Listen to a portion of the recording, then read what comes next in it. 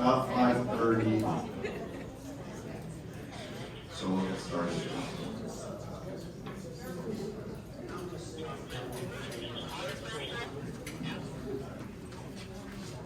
There's 100 seats left back there, so find out how they fit. Oh, okay. Keep on doing it. All right, very good. Well, first of all, thank you all for coming out here tonight. We know it's 5:30 in the middle of the summer. Some of this may not be the most convenient for you. So first, I wanted to just say thank you for taking the time out of your busy schedule. Tonight, we're happy and excited to be in front of you today and talk to you about this very important application that is coming before the city in the coming months. Now, I would be remiss if I didn't start off this conversation by first introducing myself. My name is Phil DeBria. I'm a certified planner from Lee Horn. I'm the agent for the applicant, who is Benderson Development, and from Benderson is Mr. Todd Mathis, who's done a really great job setting up, I'd say 75% of the chairs. So thanks to Todd.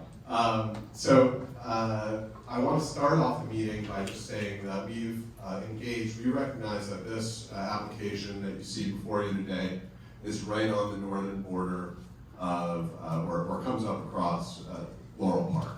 And we've had several discussions with Morrill Park, one of the premier and really historic neighborhoods in our city, contribute a lot to the character of Sarasota. We've had several conversations with them, and we intend to have additional conversations with them over the course of this application.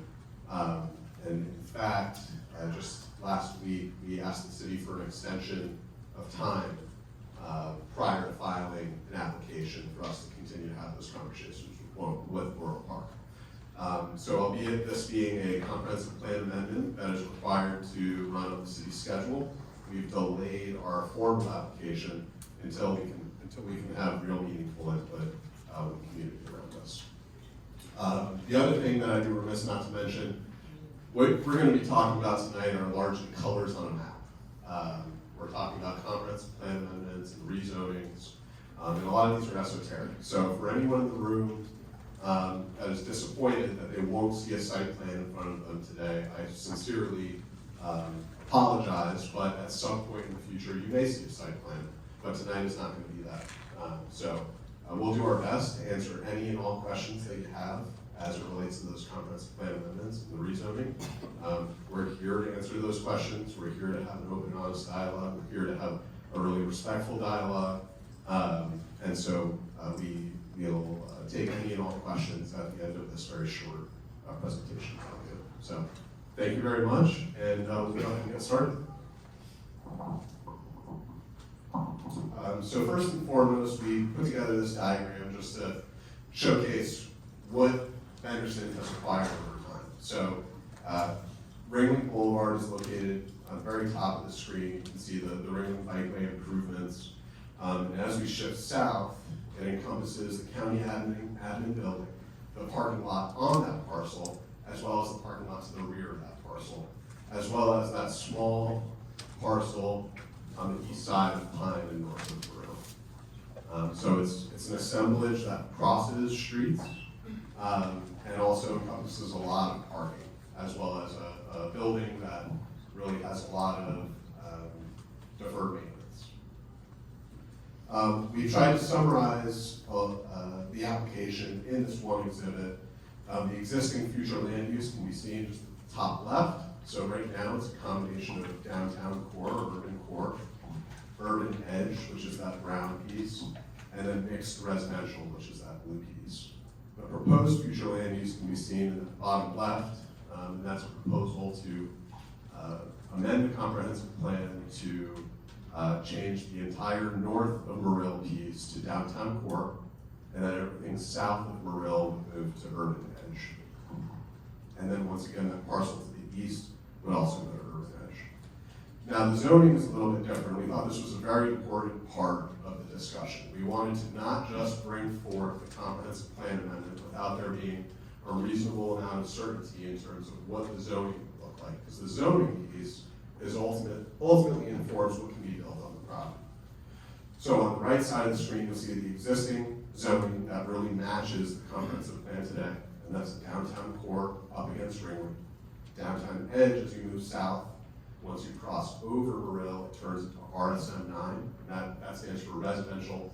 It's a little goofy, residential, single, multiple family 9. Basically, you can do a mix of single family and multiple family, but at a maximum density of 9 units per acre. And that's the self-adopted, or at least the way I think about it, the adopted zoning for Laurel Park. Now, in the proposed scenario, you'll see a mix of zoning categories. So downtown core, that's kind of the traditional downtown zoning. That's everything north of Morrill, with the exception of that eastern parcel. And downtown edge is on the eastern parcel, and the majority of the southern parcel, that parking lot, the main parking lot. And then you'll see a small sliver, it's about 100, 125 feet deep, of downtown neighborhood edge along that southern border here. And the idea there is that we really wanted to provide a meaningful amount of compatibility and a transition between the neighborhood to the south, Laurel Park, as it transitions to downtown. This is an interesting area of downtown where you have a neighborhood to the south, and you need to transition slowly over time into the traditional downtown. So that's the intention behind those zone districts. So I'll blow them up a little bit larger. This is the future land use designations that are proposed, as well as the existing, and then the zoning. Now, some of you may be asking, what does that mean in terms of, we've heard from several folks, building height, right? What does that mean in terms of maximums? So we wanted to just put together, this would be the proposed zoning aspect of it. This would be the resulting building height that could be permitted in the zoning code. So 2 stories in Laurel Park, stepping up to 3 stories in that downtown neighborhood edge piece. There's an additional requirement for 3 stories within a certain distance of residential zone districts, so that's why you see the 3 stories maintained. 5 stories on the remaining downtown edge, and then eventually stepping up to 10 stories where the rest of downtown is. So that's the proposed maximum height sort of map, if you will.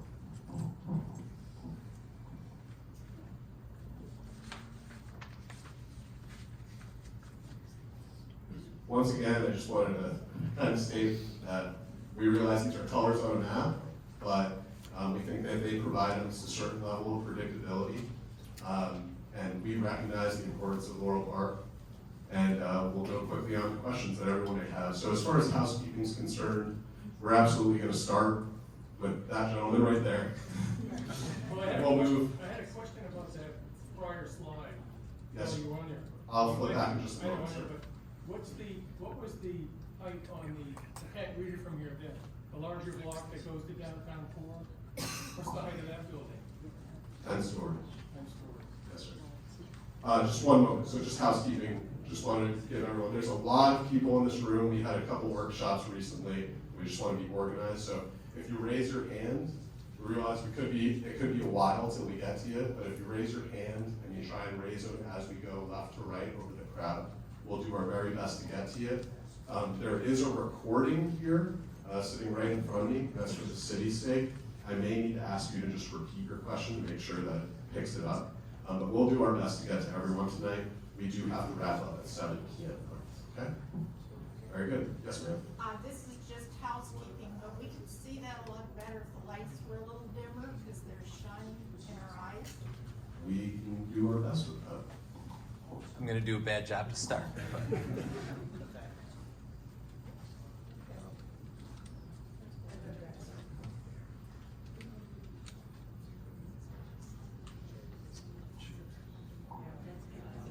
Is that helpful? All right, great. We're in the dark room tonight. All right, we'll start over here. That first street, Dolphin Street, which is where it starts, is there gonna be any, like, cars parking, like, pulling in that way and out, or what is gonna happen with that street right there, that, right now it's the side of the parking lot where the trees are? So Morrill Street, the question is basically what's gonna happen to Morrill Street? No, Dolphin. No, Dolphin Street, okay, understood. This roadway right here. Yes. Okay, so right now, this dead ends at Laurel Park right here, right? So, you know, it's, as part of this plan, right, we're just talking land use amendments, very esoteric, nothing would change to Dolphin Lane. Now, as part of the future site plan, we start talking about circulation and access and those pieces. I can see Dolphin Lane being a great residential street, but it's hard for us to talk about exactly what it'll be in the future at this point. Thank you. Yes, sir. Yeah, Phil, correct me if I'm wrong, but I understand that Benderson Development bought this property from the county for about $25 million based on its existing land use entitlements. The existing comp plan, the existing zoning, that value. So considering the fact that it takes 4 city commissioners to approve this, considering the fact that you're gonna be getting a lot of opposition, not just from Laurel Park, but where I live at Reload Ringling, it has the pleasure of overlooking Laurel Park and the area south of Ringling. Why on earth can't Benderson Development stop being so overreaching and use this property, redevelop this property based on its existing land use entitlements and so?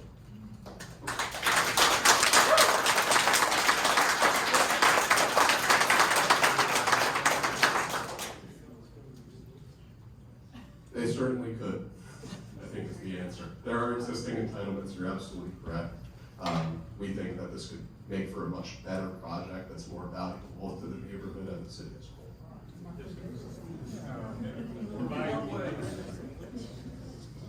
Yes, sir. Yeah, you speak in terms of stories. How big is a story? Yeah.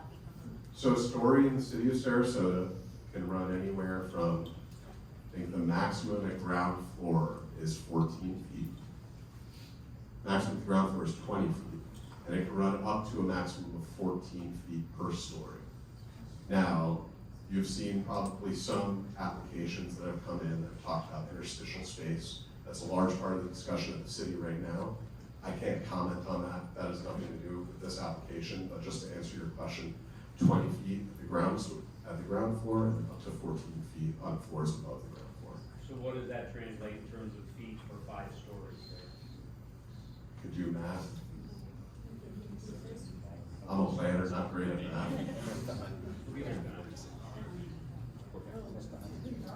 48 plus 20, so 68 feet.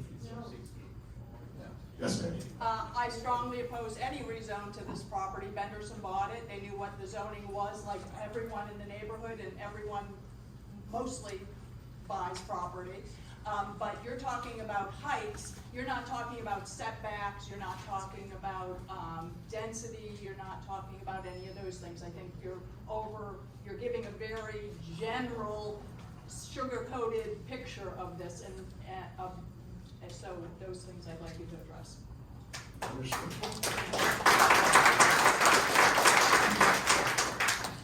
Okay, we've got some popular people in the crowd. I like the clapping, but just in the interest of time, getting everyone. Answer the question, please. I'd be happy to, sir. Thank you. Please be respectful. That's our point too. All right. So, the question was, as far as zoning is concerned, setbacks, other development standards, densities, those sorts of things, right? Yes. Understood. Okay, so I talked a little bit about RSM 9. I'll come back to our zoning slide here. I talked a little bit about RSM 9 being a maximum of 9 units per acre in its kind of current existing form.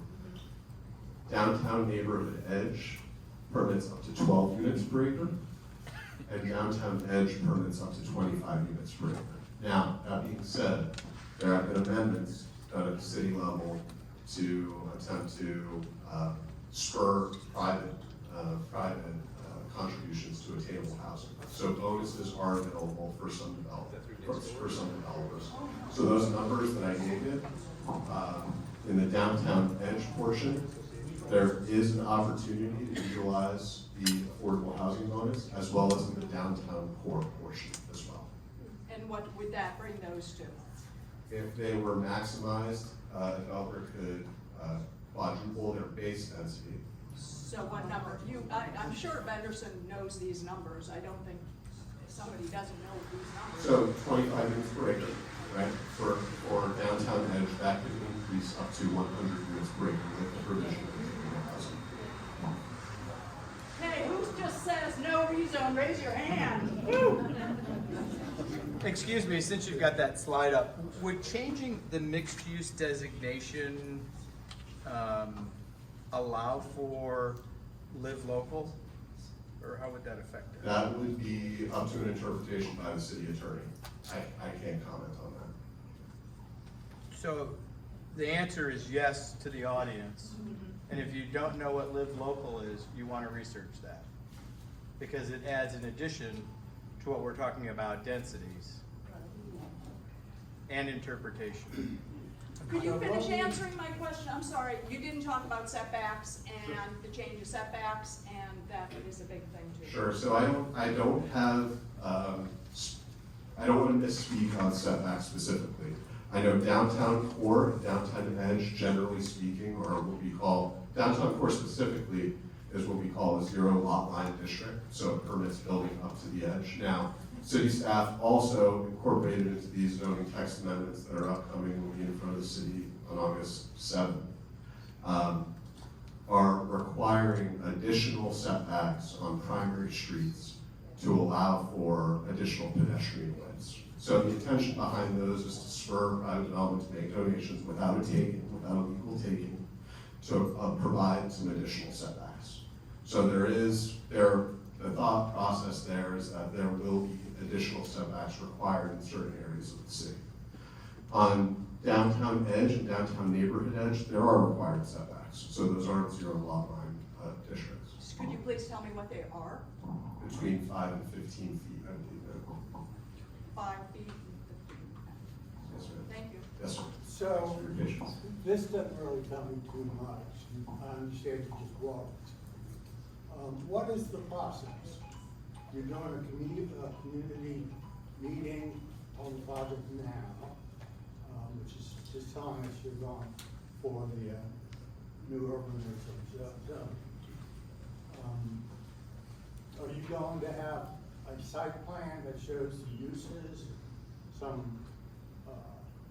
which would show setbacks? Sure. So our How are we intention. gonna be able to see it? Sure. So our intention as part of what we're calling our enhanced kind of community engagement process, we're gonna sit down, we're gonna have a charrette with Laurel Park Neighborhood Association, their board members, right? We're gonna fully understand and vet out all of the issues, everything that is a concern, we're gonna have on the table. And we're gonna flex, and we're gonna see what opportunities there are to address those issues. And we're going to sincerely bring to the table every single opportunity we have to address those issues. So the intention, to your question, is at the end of that process to come out with a plan. It might not be a city-specific 50% design site plan, but there will be a concept plan that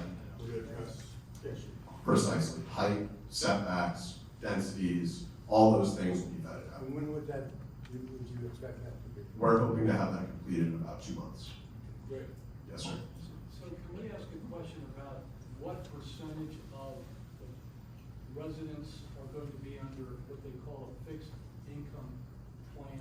So if you're gonna do the Live Local program, could you comment on what percentage of the unit mix is going to be affordable housing? Is it going to be 40%, or are you basing it on AMI? That's just a question because it will give us an idea of what the unit mix could be. Is it gonna go to 40% or not? Right.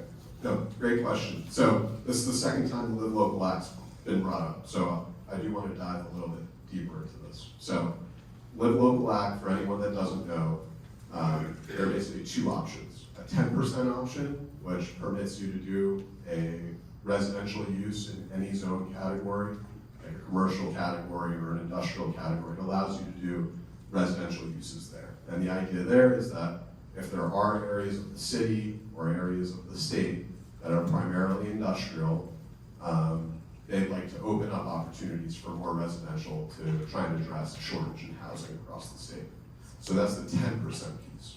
Now, the 40% piece is a little bit more nuanced. If you provide 40% attainable housing, you have the opportunity to maximize to the maximum height and maximum density of any zone district within 1 mile of your property.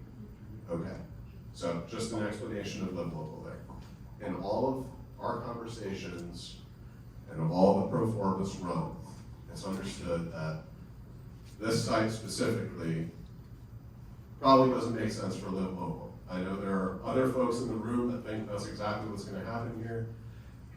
The reality is, if you need to provide parking or provide a high-rise building in any way, shape, or structure, the costs associated with building those structures far exceed the benefit of providing the 40% attainable. You basically don't have the ability to make a return on the units that you do provide because you're restricted, 40% of your units are restricted.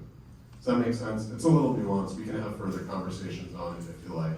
I'm seeing a lot of hands being raised, so I'm regretting what I said there. Yes, sir. Go ahead. I have a question for you. My wife and I moved here 8 years ago, specifically because of the environment in Laurel Park. We invested nearly $900,000 in remodeling a historic home, and we complied with the rules within everything that's required within Laurel Park. Why do you think that you have the right to come in and change them?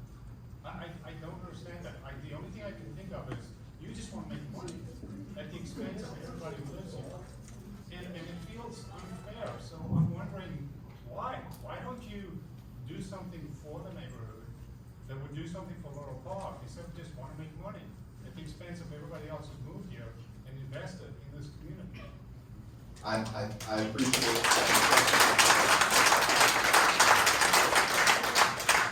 Thanks for sharing that. And I'll be real with you. I mean, that's our intent, right? Is that this is a parking lot. Agrees with you.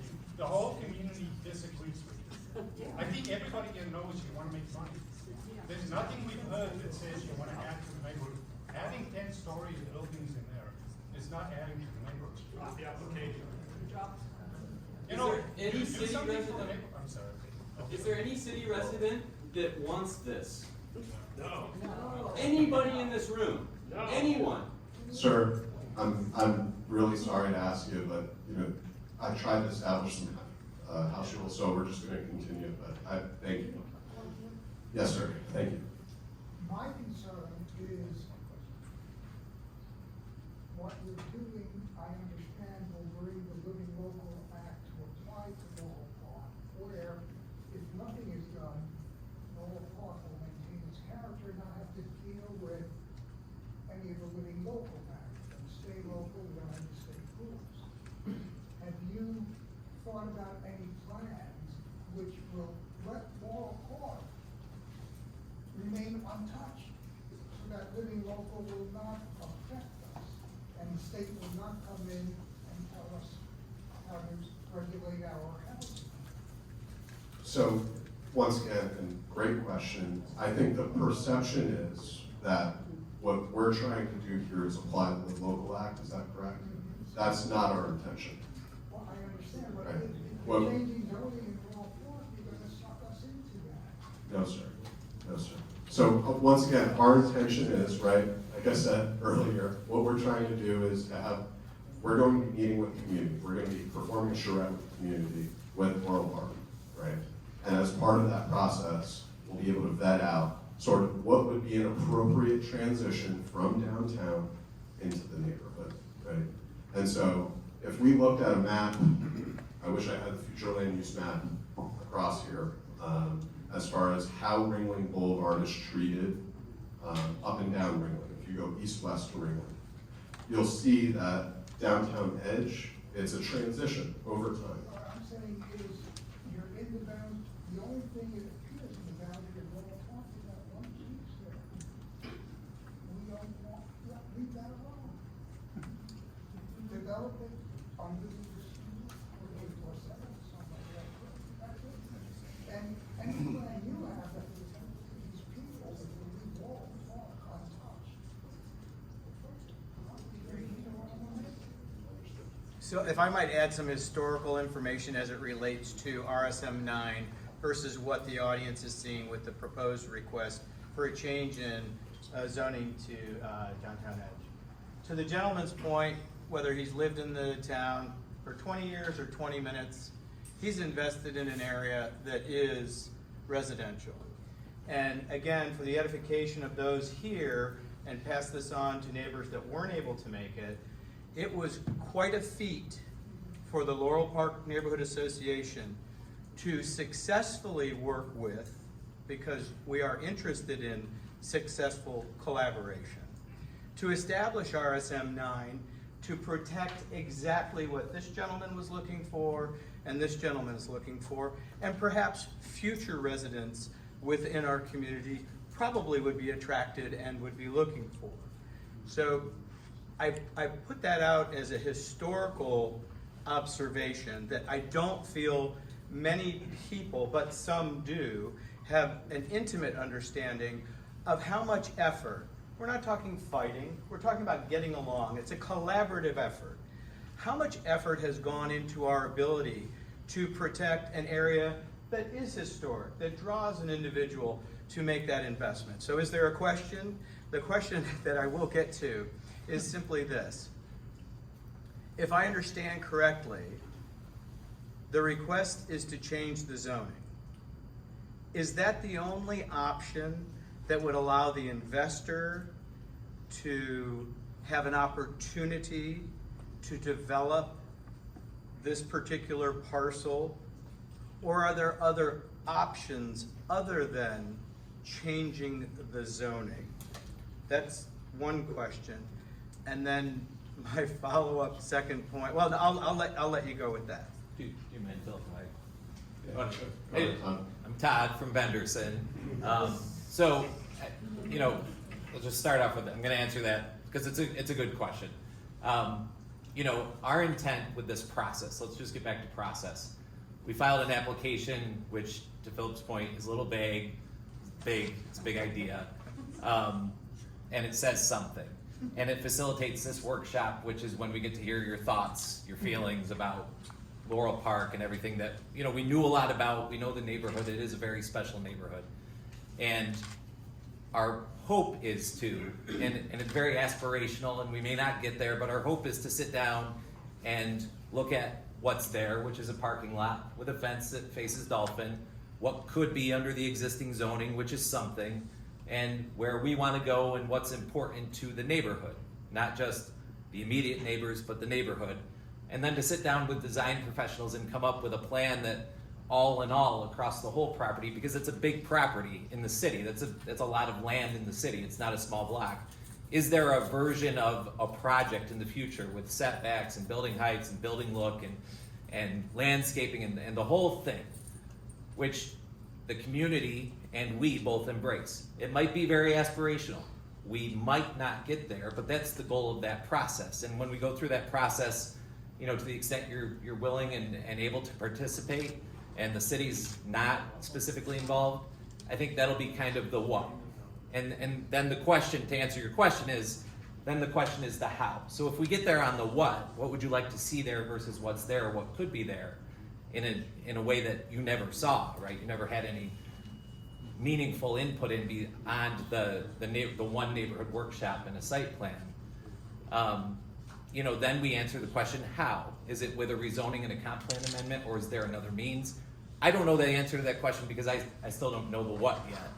And then we got to work with, if we come to that point, then we got to work with the city and figure out the how. Can we do it without a rezoning and change how the zoning rules work on this property, because it's special, it's unique, it's specific. You know, I don't have those answers, and we'll only be able to get to those questions once we work through this process of what should it look and feel like? What sort of attributes and improvements on that property do you think are a positive? You know, what do you think are a negative? Can we come up with a plan that makes sense? So that's our intent, is in the next 2 months. The city graciously gave us an extra 2 months to file an application. I think they did at least. We did ask, and I'm sure after this workshop, they'll be happy to oblige probably. You know, and to work with you guys on the design of the project. So that's our intent. So Todd, I must ask you this question, please don't be insulted by it. Oh. A good starting point, that sounds wonderful.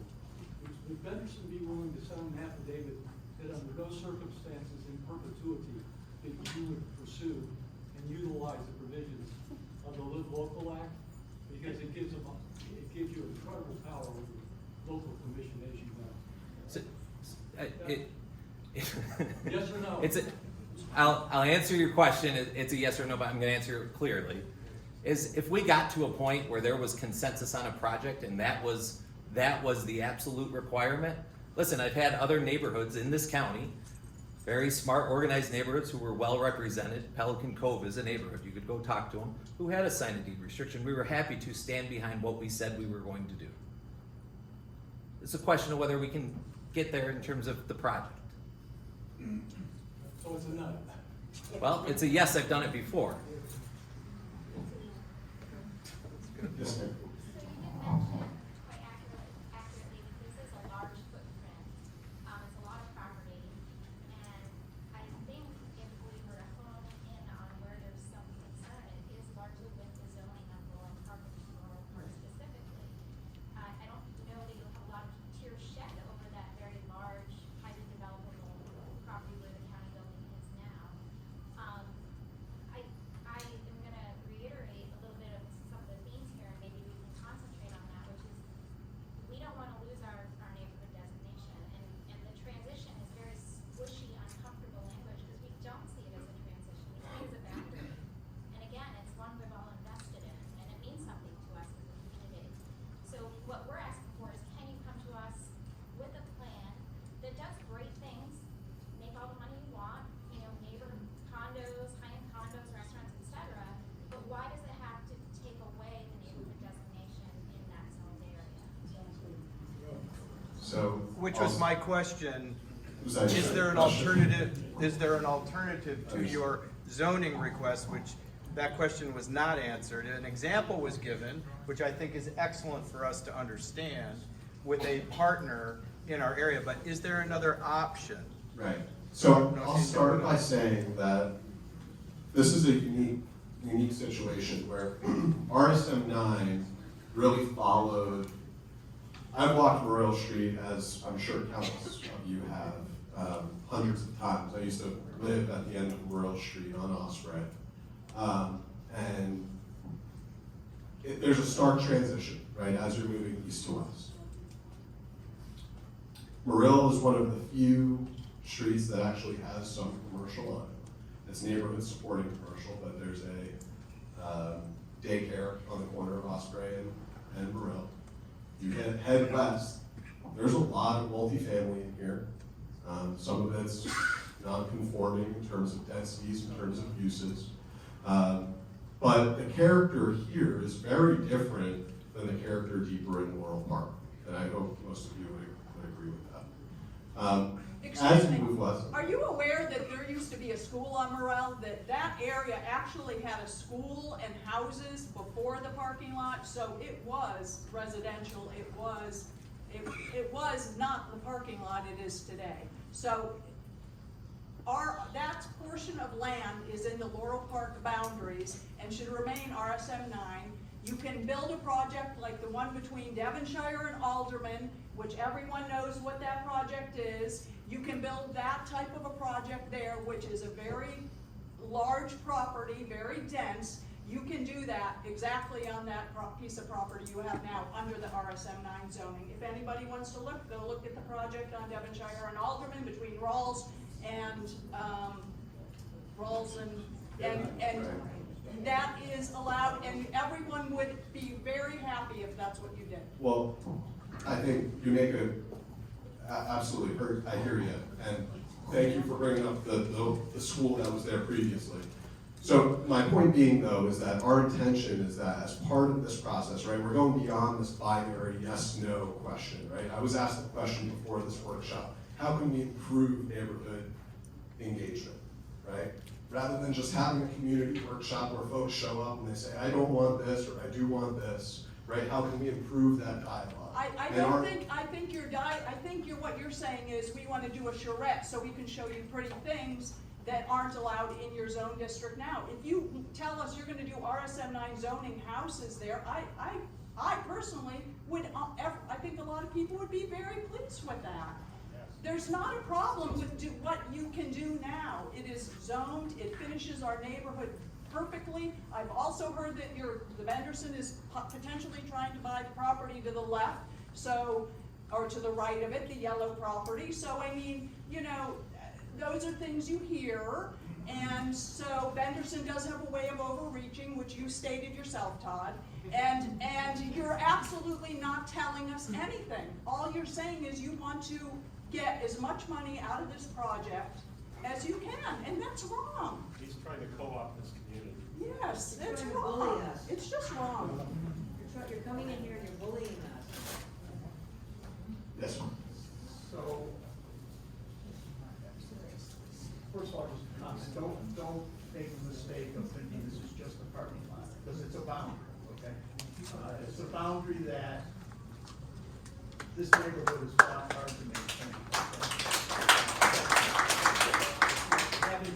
Having said that, I appreciate the outreach that you guys have done so far. Right?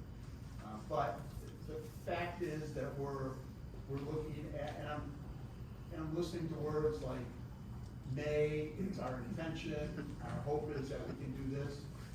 And I'm looking at colors on a map that don't mean anything, just to be honest, right? And you asked just 30 seconds ago how you can have greater community input and involvement.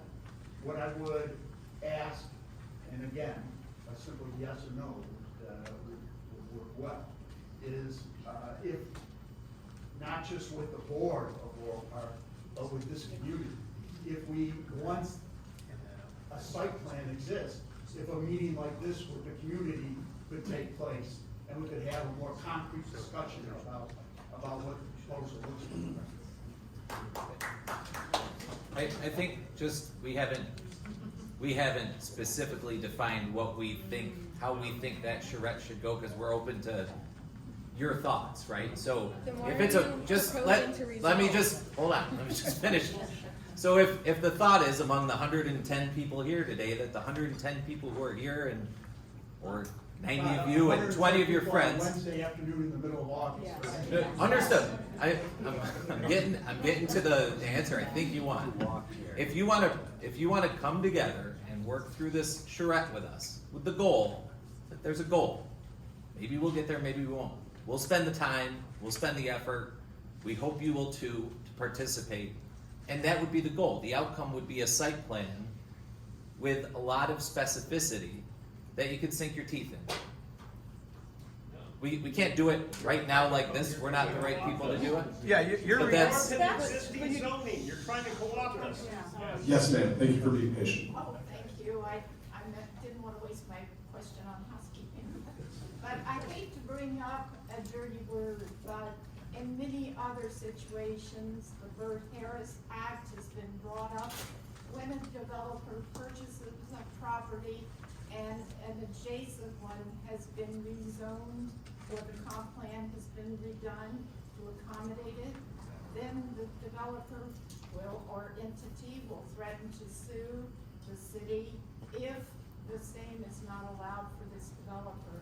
So this is a chip out of Laurel Park, a big chip, and what's going to prevent this from happening if someone else purchased property along this Morrill Street?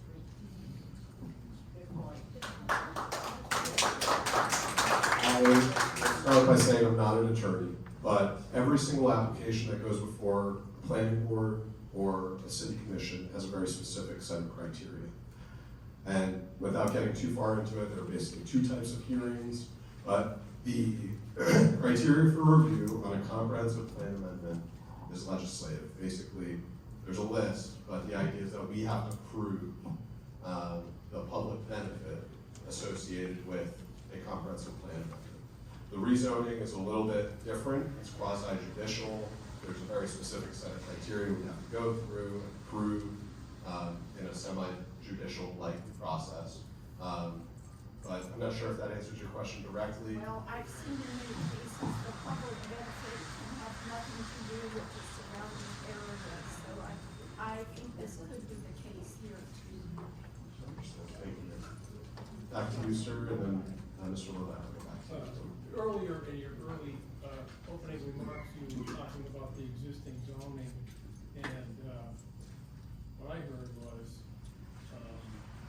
this parcel here, the parking lot is sort of a self, and then you corrected yourself, and you said it is a zone district. And it just made me wonder whether you have a notion somehow, and whether Mr. Benderson and his associates have a notion that the existing zoning is illegitimate and should therefore be scuttled. And if that is the case, and if you think that your new proposed zoning, and not the least concern that I have being the 10-story downtown core conversion of the entire parcel that the one building sits on now on Morrill Street, which is not getting enough mention here, to be a massive concrete and potential border-to-border 10-story building there.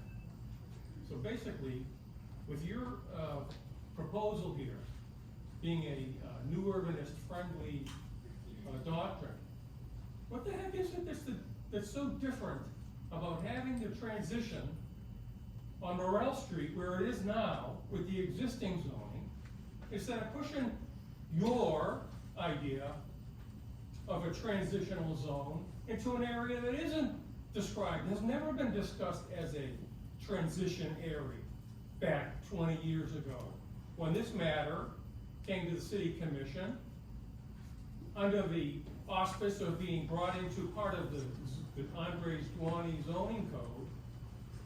And then this existing zoning that you may or may not think is legitimate, and certainly not optimum, was adopted after years of deliberation, and adopted, and then subsequently, at later city commission meetings, supported by a motion to make sure that that zoning prevailed.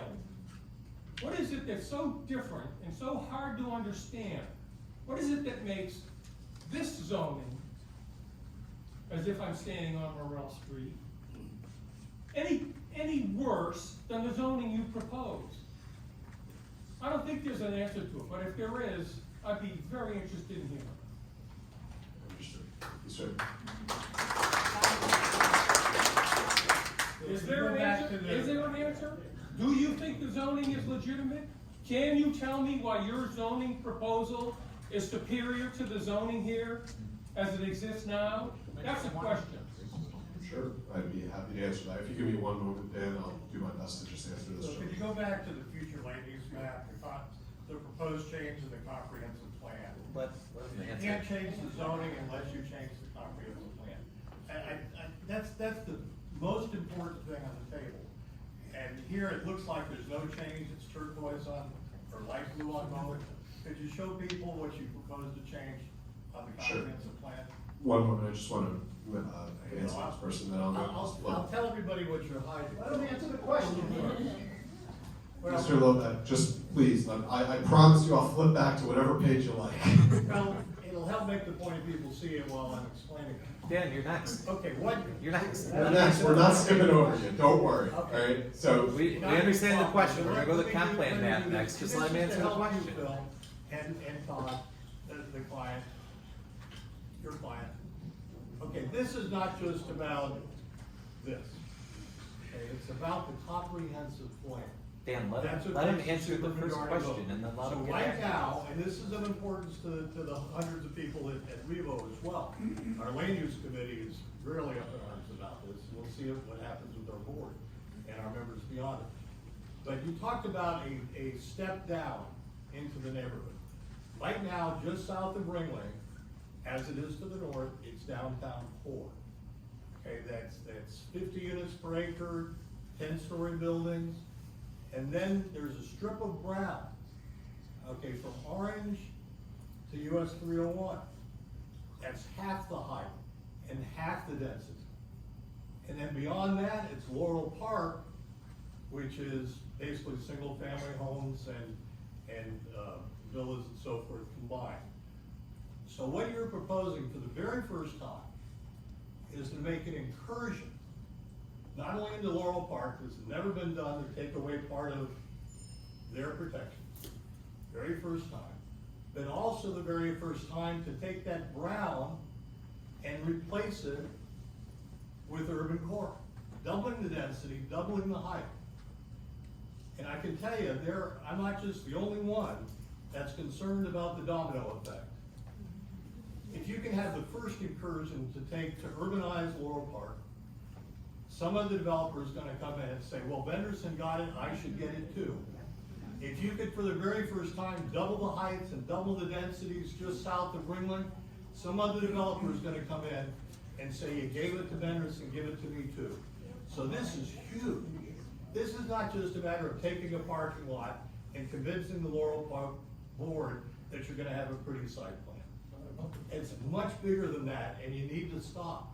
And as you know, there's no such thing as precedent when it comes to legislative land use decisions. Okay, so back to the question. Absolutely. So the zoning piece, is the zoning better or worse? Zoning isn't better or worse. I think this adds some level of flexibility, certainly. Downtown neighborhood edge and downtown edge are by nature more flexible. It's already on Morrill Street, on the north side of Morrill Street, it's already there, downtown edge. That's what it's zoned now. Understood. That's where the transition was intended to be placed and has been for 25 years. Yes. By Yes, sir, haven't heard from you yet. Yes, sorry. So, you mentioned that, there's never been a precedent with a legislative, ruling. This you said was judicial. So, since it's a judicial matter, is that going to essentially set that precedent that we really don't want? So that's a bit confusing. So the zoning aspect is quasi-judicial. I'm mincing words here. So that's the piece. But your question, Jen, what I'm understanding is basically, would this set a precedent as far as zoning is concerned? Yeah, because instead of it being legislative, you said it was quasi-judicial, which precedent is like literally judicial. Understood, yeah. So, where am I? Okay, here we are. So, specific to zoning, when you rezone a property, there are a set of criteria, right? And one of those criteria are, would this set a precedent? So, to answer your question, yes, it is judged potentially based on precedent setting criteria. All right. Show them the comp plan, Phil, you said you would. You never show the next slide.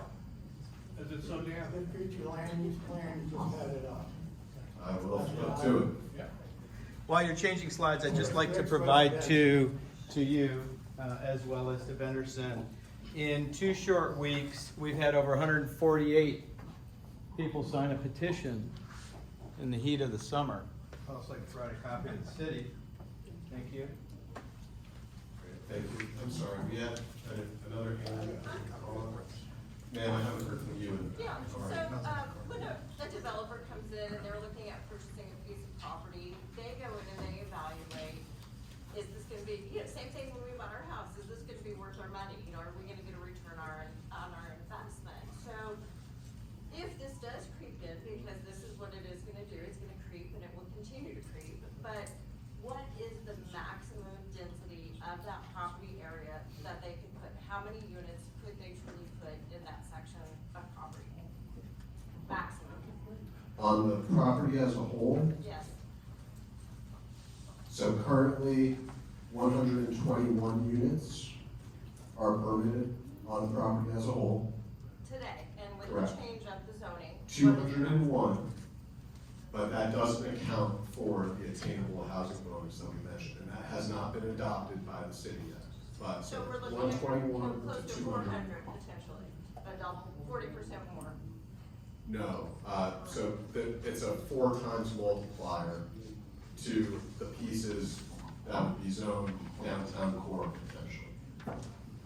If adopted. Potentially a massive, massive property unit. I haven't heard from you in the back, sir. Talking a lot about Laurel Park, which is great. But a big chunk of this is right on the other side of Morrill, which you were alluding to a little bit. Correct. There was an article in the paper, I think it was in the last few days, saying that the goal of Benderson is not to take down the Sarasota County building. Is that true, or is that? That is true.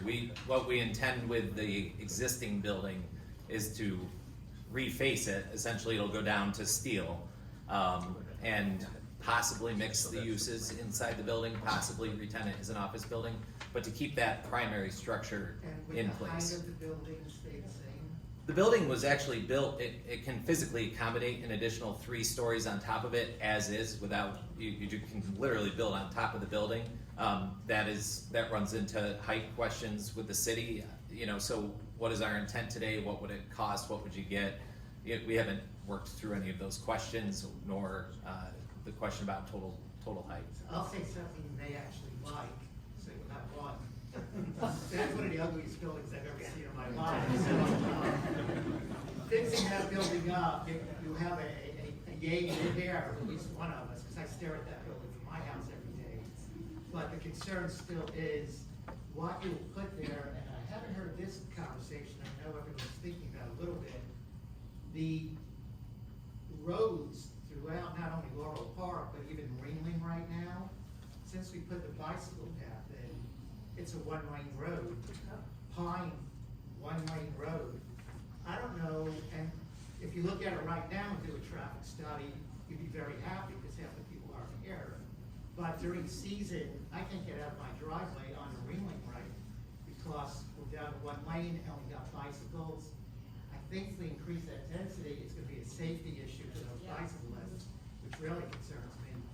And we just don't have the infrastructure, unless you have a part of your plan, to support the kind of density that may come, will be like, Times Square here pretty soon. Which I don't think is a thought. So any other thought you have outside of Morrill going north, which is there's a big parking lot there, there's a big building there, and even that little piece is still a big piece. So I'd really like to just hear a little bit more input from you there. Yeah, no, I appreciate the comments. As I said, I think our hope is to work through the total design of all of the property together. When we did purchase the property, we looked at the building, we thought the building had useful life if we put a big investment into it. Most of the groups who tried to buy the building felt the same way and made similar offers to us. We made the largest offer for the property. And I'll, in further response to your question, and I don't say this to imply that that's what we would do or what we want to do, but what we could do and really don't want to do is, park a couple stories in one area and then just have things be very uniform in another. Our goal with the whole property is to develop, again, it's a lot of city land, it's 5 acres, is develop a place. There would be a little bit of retail, a very little bit of retail, and to have a mix of uses, some office and some residential.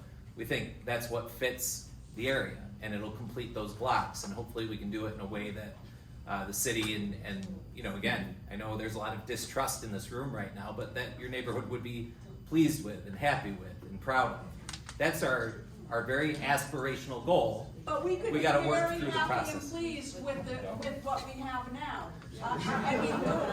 We could be very happy and pleased with how the city has. And I appreciate your comment, and what I'm saying is and we would ultimately not be that pleased if the RSM 9 parcel was a couple levels of parking to support just residential across the street. I don't think that completes the place, and we're not gonna agree right now, I know that, but that's why we started this process and our goal in terms of sitting down and working on a site plan. So that's what you're telling everyone, that's what you're gonna do if you don't get this? You're No, gonna put a that's parking garage? no. That's what And then put a parking lot across the That's street. All right, this gentleman right here. My concern, I bought a year and a half ago, I've invested in a 1949 home, it's our permanent residence. My concern is I see creeping already happening into Laurel Park. On the edges, it's all allowed, but if you, basically, I think what everyone's saying, leave the purple area purple, don't encroach, because they're out of your control. There appears to be the ability that if that corner changes, there are a bunch of apartments and duplexes around there that frankly are kind of old. The developer could come in and say, hey, that little corner just changed, I wanna change that, my property next to it. And that's the creeping I'm concerned about. It's already creeped in from 301, it's already creeped in from Orange. I'm waiting for an assisted care building to go up there. I'm waiting for the attorney's office to go down and cross to be closed. High condos, 10-story condo where the government building is, go for it. Make it look nice. Don't touch the purple area because that impacts our entire community, not necessarily because of you. And frankly, I'd rather see a 2-story parking on that than have the zoning change. Me too. Because I don't want the rest of the community to be lost over the next 20 years.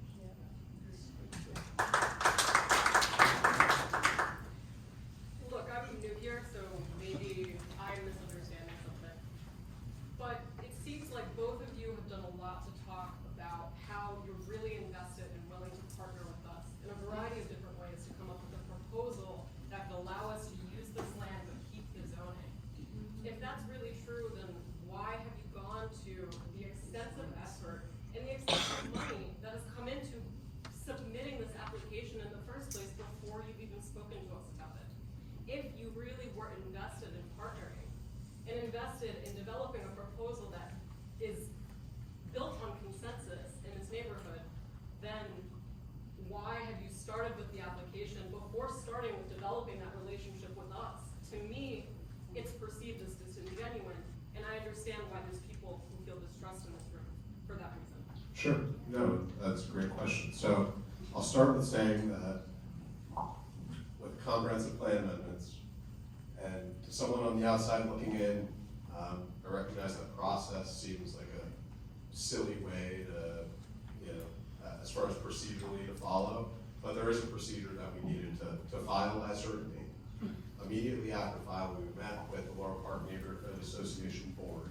I was not present, but my colleague Danielle and Todd met with the board, had a great conversation at our offices, and that's what led to the idea of charrette, right? To move from this binary kind of conversation where we just get in front of you once and then file an application and we fight the whole way, right? There was a conversation about, hey, maybe there's a better opportunity to have discussion and come to maybe a better end product.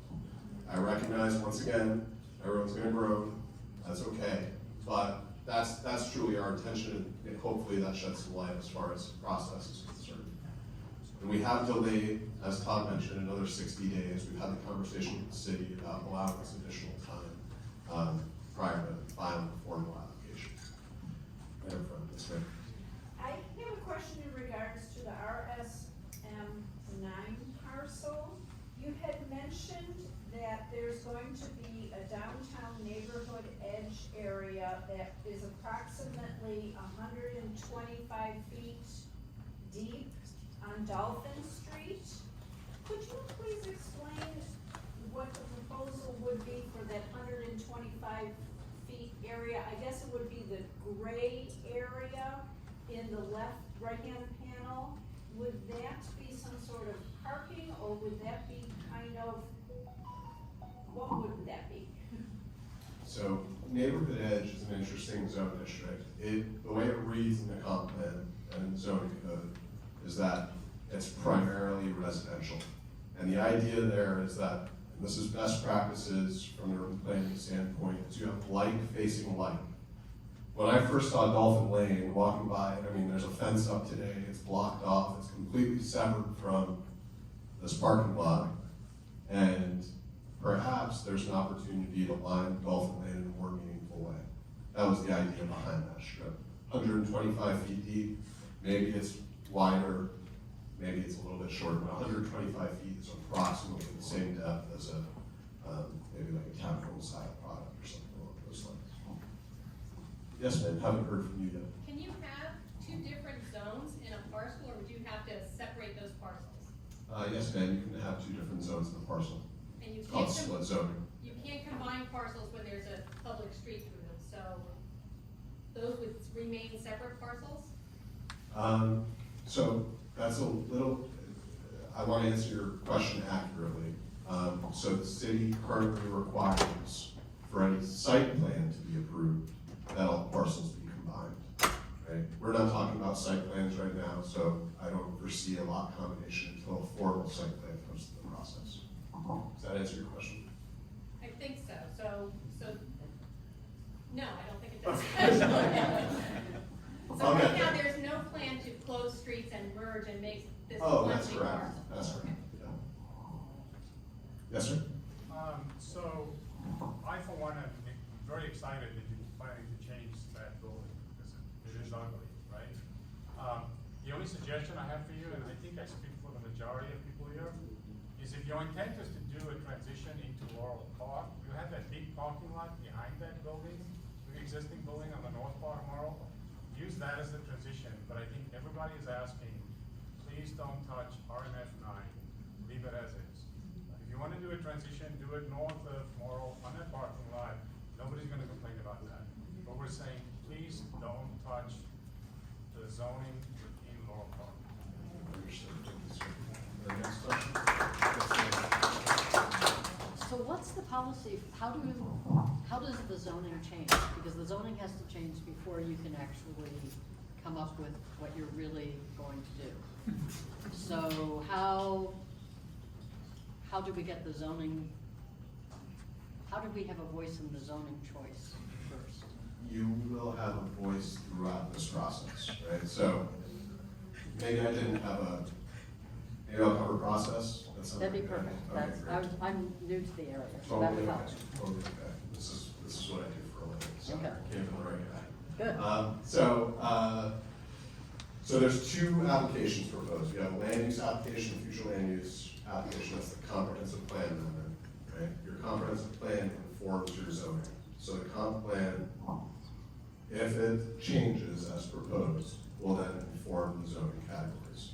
Now, I started off the conversation by saying the rationale behind proposing the zoning alongside the comprehensive plan amendment was to provide some additional specificity in terms of what we looked at as professionals as being compatible. Once again, I understand not everyone in this room is going to agree. All right, so those will need to be heard at two separate items as a hearing. They could occur on the same day at the same hearing, but they will have to occur as two separate hearings. As a member of the public, you have the ability to, one, come to a neighborhood workshop like this, two, write to any commissioner that you like, all of them if you like, write to the planning department if you like. And you have the ability to show up at a hearing and speak for or against any application. And these would be two separate applications. Okay, thank you. Yes, sir. Under the current RSM 9 zoning for the lower property, would you be able to build the kind of townhouses that are on the north side of Morrill to the right, to the east of your small parcel? Or is that density not good enough? So you need a DT downtown edge to be able to build something similar to the townhouses that are all in a row. It's quite little buildings on the north side of Morrill. Right. I haven't done a full analysis on it. Are those 2 stories high or 3 They're stories? 2-story high. Okay, so 2 stories is permitted within your RSM 9 category. Well, I'm Yes. talking about the density. See, like there I see 1, 2, 3, 4, 5, 6 units, all in a row, the 0 lot line. With the current RSM 9 zoning that you have with the lower parcel of Morrill, can you build those kind of units on there, or do you need to change it to the downtown edge to be able to get to that kind of a density, is my question. Truthfully, I don't know the density at what those were built. But if they were built at their maximum under downtown edge or downtown core, whatever density they used, then that's correct. You would not be able to use that same density. The density of the RSM 9 is lower than that of the edge. Okay. Yes, ma'am. I was at the last workshop that you held, and I wondered if they decided on whether they're going to vacate Cross Street or not. And my question is, at reason that it's the same situation when I went to that meeting. I have never been to these meetings before. I really tried hard to understand.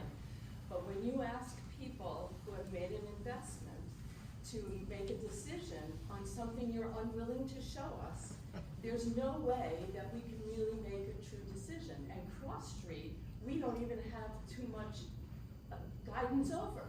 So if you tell us what happened at Cross Street before you do this, maybe we'll understand how the process works. But even when you come and do a charade, which I keep saying charade in my head, I'm sorry about that. But if you even do that, it's meaningless. You have to come with a plan. If I buy a piece of property, I have a plan site, and I can go to the town and I can figure out, why am I investing in that? I can't make that decision until you're willing to do that. And you're not even telling us what happened in Cross Street before you come and bring us another situation that is even more egregious in the sense that you're trying to completely change everything.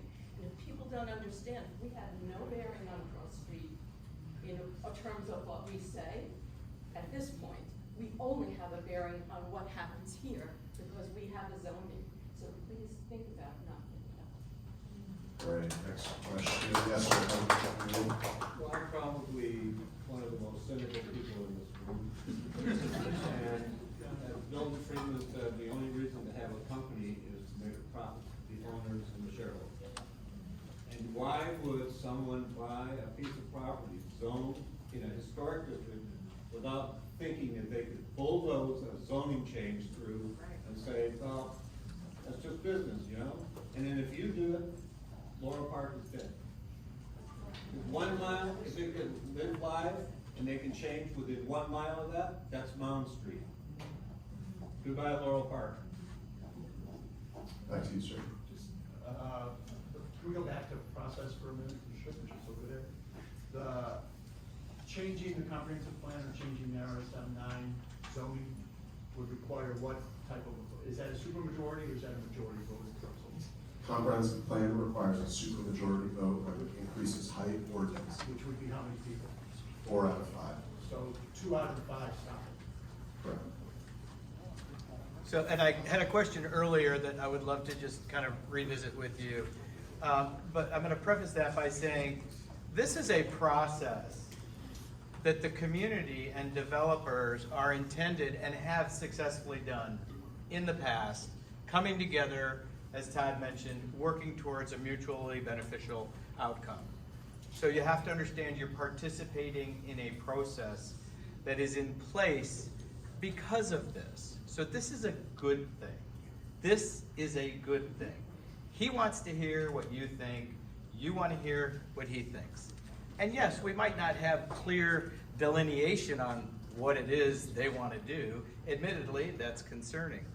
But my question is that I asked earlier, is there an alternative to changing the zoning that wouldn't set precedents, and somebody else mentioned that, I certainly wasn't thinking that wouldn't set precedents, but would still allow for the financial opportunity for this new landholder? And I think the answer to that question begins with the letter V, but you might be able to explain to the group what I'm trying to lead you towards. Instead of changing the zoning, is there another alternative that would allow the success financially of this particular endeavor? I don't know if you want to. I did a bad job answering you the first time because that's what I meant by saying the how, right? How. And so the suggestion is, could there be a variance process, or could there be a text of what could there be beyond changing the color on the map, right? And it's a wonderful suggestion, and it's something that if there's a will, there's a way, right? So if that's the pathway, if we come to a point where, to answer your question, the site plan, the goal is to get to that site plan and then figure out, okay, what's the process? Is it what is it that works for both of us if there is a process? We need to answer those questions. in order to answer those questions, I do think we need to figure out what that site plan looks like, but we understand the goal and the direction of the neighborhood. And just for historical reference for yourself and those in the room, the Laurel Park Neighborhood Association has very successfully worked with commercial owners that have sought or seek an opportunity to have a financial movement in their ownership of properties that would still allow them success, but not give up RSM 9, which apparently, I don't know, I'm just listening here, but some people here are very passionate about that. So thank you. Yes, ma'am. I grew up in Sarasota, and 40 years ago, my husband and I lived in Morrill Park for 40 years. Comments were a cute house, but the neighborhood sucks. Laurel Park is a jewel of Sarasota, and we would like you to see our neighborhood the way we see it, and I'm sure the residents of Sarasota see it. So whatever you can do, I mean, you have an opportunity to do something really wonderful downtown. Downtown is unrecognizable to those of us that live here. But you have an opportunity to do something really wonderful and keep our neighborhood what it is. Tolles Court has already changed. There's no more Friday art in Tolles Court because that atmosphere has, yeah. So, No, we still do live. zone. No, Tolles Court still lives. Friday night wine. So, I'm anyway. speaking up because this is an issue But- of neighborhood encroachment and. We just want you to see Laurel Park the way we see it and to preserve what we have. So, Understood. Thank you very much. Ma'am, did you, I'm sorry, I know this spoke up, did you want a little bit of time, or we can go directly to you? Yes, ma'am. I wanted, this is a question for Benderson. When you're developing a project that's commercial, so you're not gonna live there yourself, it's easy to feel removed. I've lived in Laurel Park for 20 years, and my husband and I have done a lot of work on our 1920s house. And we're very aware of how our neighbors feel about our house, because we live there. And when you were like, oh, when you were clapping, you're like, oh, there must be some popular people. I don't actually know a ton of my neighbors, even though I've been there 20 years. I saw Bobby in the back, Carol over there, but I was clapping because I agreed with the sentiment of what they said. And what I'm asking you to consider is, if you lived there, because I can't imagine with my little 1920s house, it's coming up on 100 years, if I suddenly went to the city and said, I want to rezone my house, I'd like to build something there. I don't know what yet. Could be a 7-Eleven, it could be a car wash, it could be a hairdressing salon, I don't know yet, but I just want to rezone it. And I was able to pay for attorneys. My neighbors would be furious with me. And I feel like I want you to really ask yourselves if you fully understand our feelings about it, because we live here, so we feel it, but because you don't live there. I know you said you lived there, but you don't live there now. Would you feel that? And there's no answer, obviously. Just take it. I would love to live there, for the record. I can't afford to buy you there now. That's why I've been there 20 years, so we stay there. You might be able to afford to move there if something like this goes through. What is the specific communication technique that you'll use to keep the residents informed of the process as it goes along? Sure, absolutely. So, first of which, did you sign in this evening? Yes. Okay, excellent. So we have record of your email address. As the application moves forward, anyone that signed into that form, their email address has been added to the record and they'll be informed moving forward. So you will receive an email. Now the second part is, if and when this goes to hearing, and that goes for the comp plan piece, it goes for the zoning piece, it goes for any future site plan piece, you'll be informed through a mailed notice. So that'll show up at your home. And the results of the charade? And just to add to that, so the other thing we'll do, because we know your board will keep you informed, we'll make sure there's a lot of communication with your board and they have our contact. We'll create a web page and some social media pages so that if something is happening, you're aware of it. So we'll do a few things and we'll communicate that, but certainly we'll make sure communication goes to the board so that there's never a missed mailer or a missed email or something from a foreign address as well. Very good. I'll come right back to you. Yes, ma'am. Okay, maybe everyone else knows this, but I think, the problem everybody has is that we're trying to rezone before having a plan, and why is that? Why does that have to go in that order? Like, why do we have to rezone before a plan? And it's a fair, right, that's been a theme of a question. We haven't filed an application yet, right? The city only allows you to start a process at a certain time of the year, and you have to have a workshop by a certain time of the year, and it results in things, right? So from a planning standpoint, we know that sometime in 2025 or 2026, we're gonna wanna start to do something with the property. So we felt we needed to get this conversation going, but within the next couple months is the plan to sit down with you before we actually formally file that application. So you aren't going to file for rezoning before there's a plan? That's the goal, yes. Yes, ma'am. Just continuing in the vein of things, certainly many people I agree well, but right now our Laurel Park is a user-friendly neighborhood. And I would like to know if you've at all given any consideration or concern or at all interested to the highly negative impact, environmental and aesthetic, that your project would have, not only on the park, but on the surrounding city. Understood. Yes, absolutely. As part of the future application, there's requirements for traffic studies, environmental analyses, those sorts of things need to occur. I know you said a charrette, and I know the board, you said you were going to do it with the board. I think that is unfair to everyone. I'd like to. No, it's not just for the board. So we want to defer to you all in terms of process. So we will, And and there's no way to have a meeting without letting people know what's happening and inviting you. So I don't intend to exclude anyone unless they misbehave and grandstand and just speak and speak and speak, right? And then, because we got to make progress.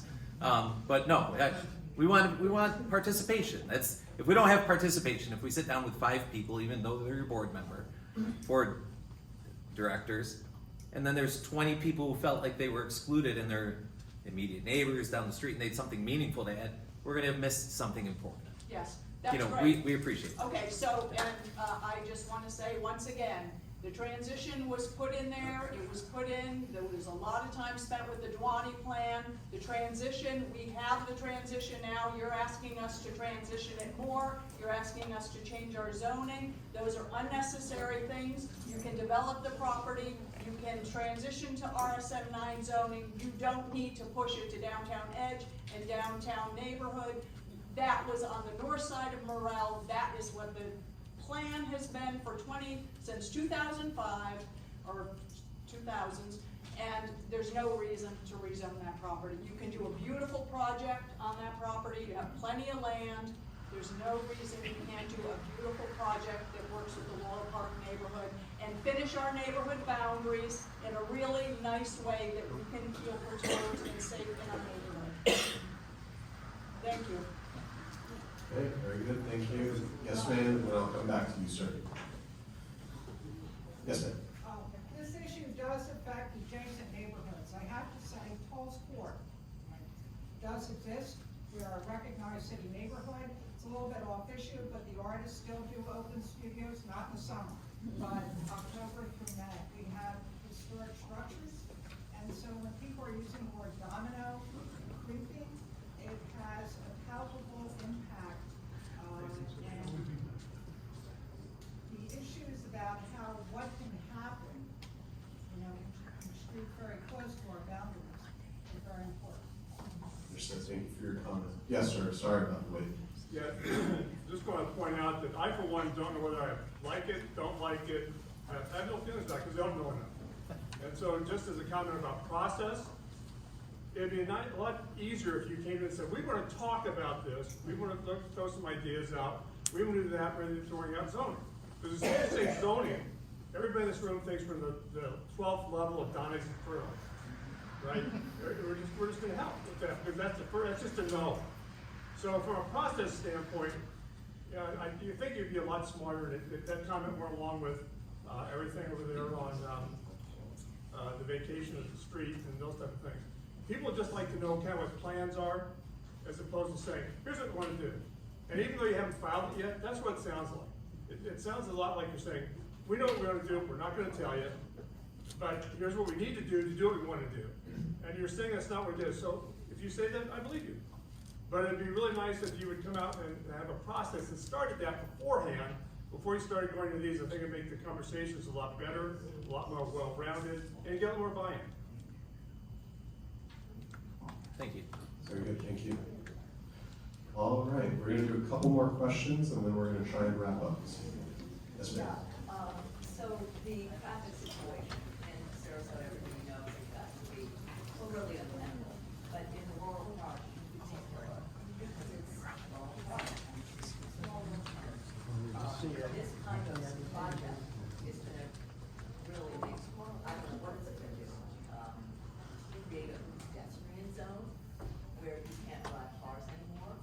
I don't know, but has there been any consideration given to green space, using some of this land for creating, beautifying even more Laurel Park with green space? That's a good comment. So traffic and green space would be your, I guess, primary goal in terms of improvements. As far as, like Todd said, this is our first step. This is a pre-application. We're gonna have charrettes. We're gonna, those sorts of comments and concerns are gonna come out as part of that process and can be incorporated into parts of this project in terms of green space. Thank you. All right. Scanning once, scanning twice. Any other questions? Yes. Yes, sir. You as representatives of Benderson, I think what you should take away from this meeting is that Laurel Park has fought this fight before. We are smart, we are passionate, and we are loud. So factor that in with your plans.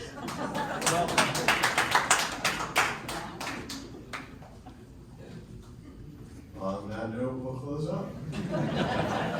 Thank you everyone sincerely for coming out tonight. Be on the lookout for emails.